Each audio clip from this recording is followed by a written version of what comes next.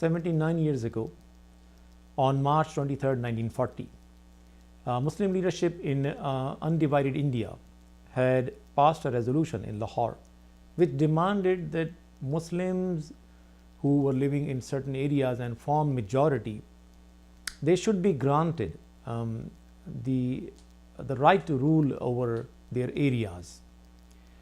Some people call it Lahore Resolution, and some people call it Resolution of Pakistan or Pakistan Resolution.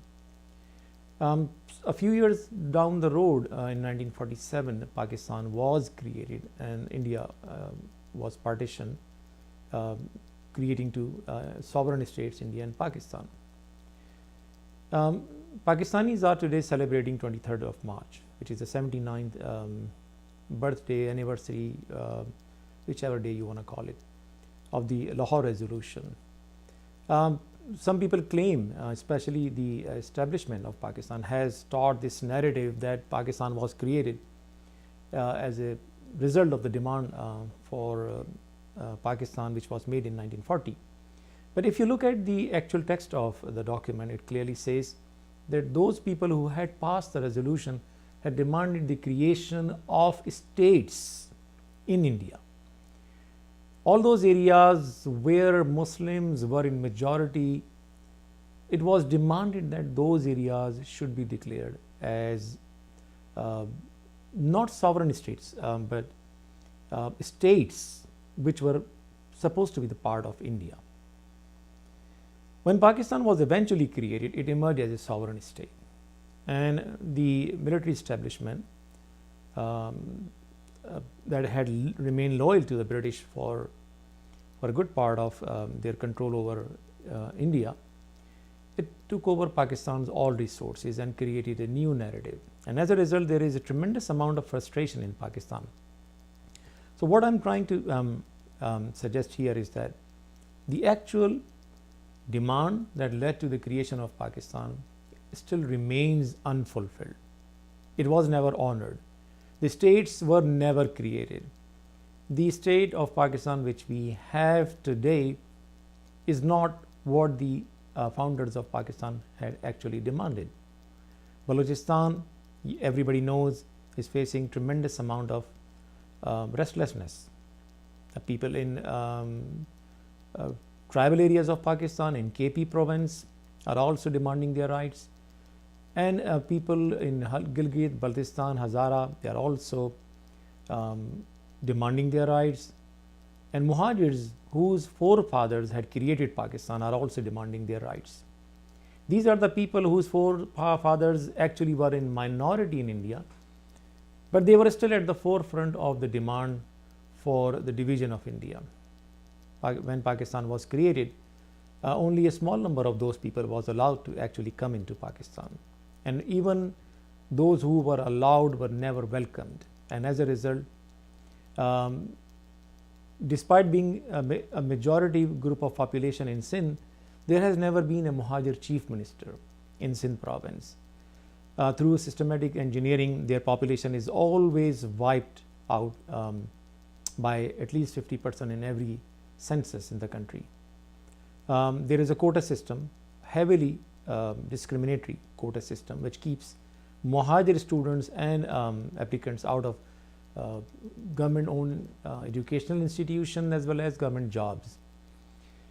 Mohajirs have been heavily disenfranchised because of this gerrymandering and rigging in the census figures. When Mohajirs eventually established themselves politically and they demanded their political rights, instead of granting them their rights, the state of Pakistan unleashed brutal power, brutal force against them. And since 1992, 25,000 plus Mohajir, young Mohajirs have been killed, most of them extrajudicially. Mohajirs, the main party of Mohajirs, which always represented them, was fragmented, was forced to be divided into many factions, and it was all done by Pakistan's military establishment.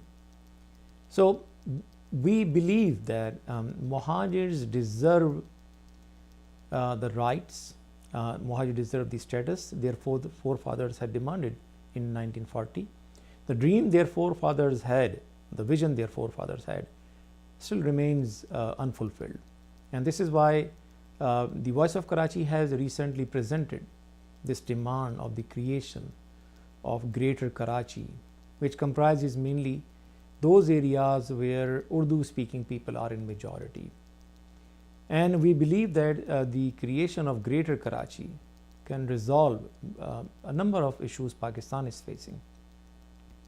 I want to make it clear that this demand which we have presented is actually within the geographical boundaries of Pakistan. We are not demanding the creation of a sovereign state. It's not a separatist demand. It is just like the region in Iraq, the Kurdish region, which has been granted rights within the boundaries of Iraq, where Kurdish people are able to focus their energies on issues which greatly matter to them, like education, health, taxation, education, and like sanitation. Karachi is also facing the same issue. Karachi needs a central commuting system. It needs a master plan. Karachi needs jobs. Karachi needs investment.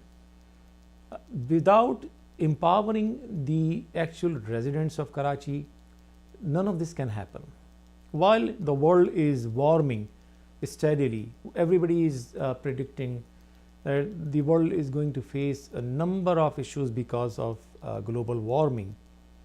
Unfortunately, Karachi is not prepared. I'm sure rest of Pakistan is also not prepared. But a city the size of Karachi, which actually runs Pakistan, needs a plan to deal with those issues which I have just mentioned. So Greater Karachi, with its own parliament and its control over its own resources, will be able to actually resolve Karachi's main issues: sanitation, health, education, taxation, law and order. And once the people are part of the process, the people are given a share in their own affairs, they will feel part of Pakistan a lot more the way they are facing now or feeling now. So in order to make a stronger Pakistan, it is essential, it is vital that the people living in urban Sindh and as well as in Balochistan and KP and other parts of Pakistan are made partners, at least on those issues that actually matter to them on a daily basis. This is their legal right. This is their human right. This is their constitutional right.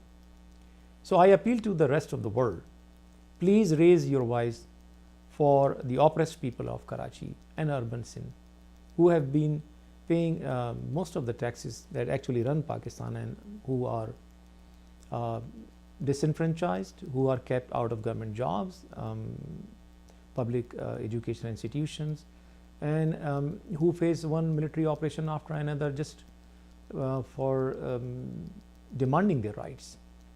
So I also appeal the actual powers who run Pakistan to, at least for once, look at the real issues of Karachi.